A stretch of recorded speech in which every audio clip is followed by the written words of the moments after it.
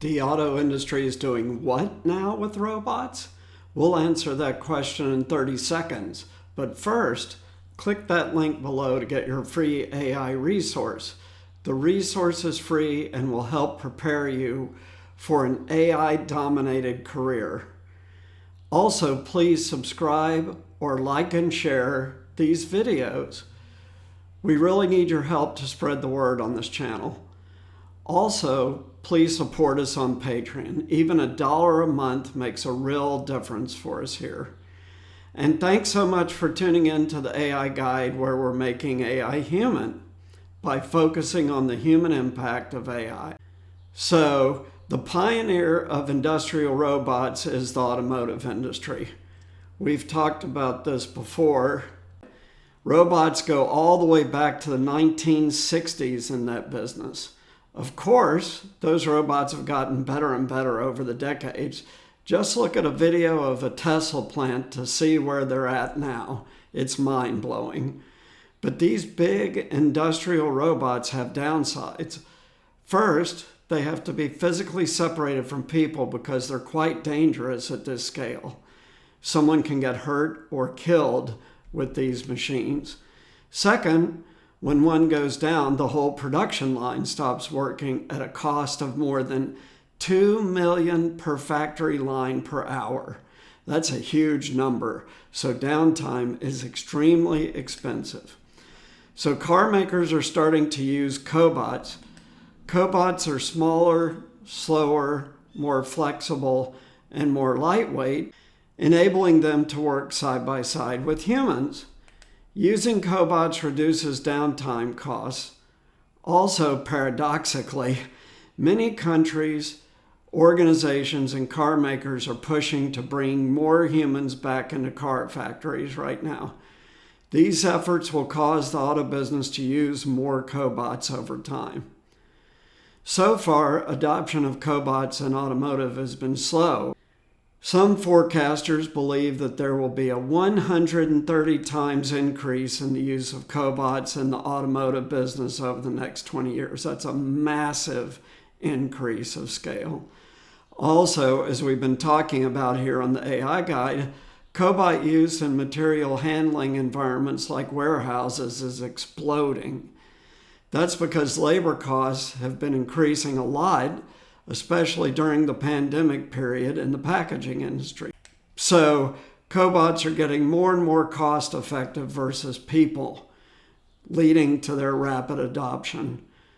Cobots are also particularly effective handling packages in a high mix environment where there's a lot of different package shapes and sizes.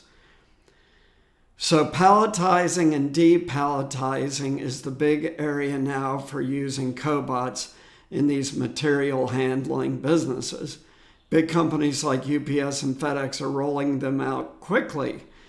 With faster and wider adoption, these cobots will start to evolve faster in terms of their capabilities. Like anything else, when something new comes out, its capabilities are limited. But over time, the capabilities get better and better and better, and adoption then speeds up. As we've talked about on a short earlier this year, cobots are also starting to roll out in the grocery store business now to stock shelves. Because this particular application is relatively new, these cobots will likewise improve quite a bit over the next few years as adoption picks up speed. All of this means that more and more people will be working with cobots as the rest of the 2020s goes along. As more people see and use these smaller robots at work, they will gradually become more socially acceptable eventually outside of the workplace. What you get used to at work, you can then be used to outside of work. Then we will start to see the more humanoid robots that we have talked about here on the AI Guide that will start serving us at fast food places like burger joints and Starbucks.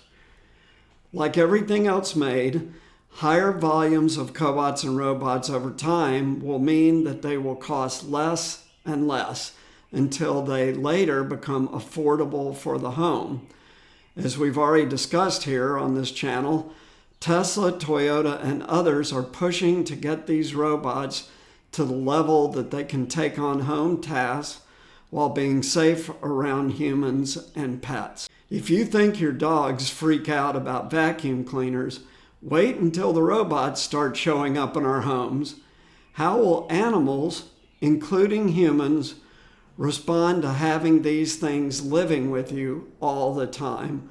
We will all find out together sometime later this decade.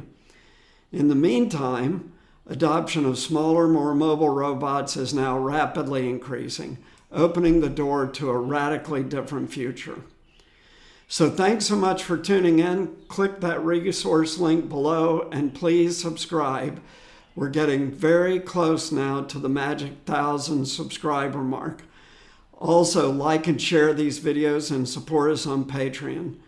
See you next episode, and thanks for tuning in to the AI Guide, where we're making AI human. Take care. See you next time. Bye.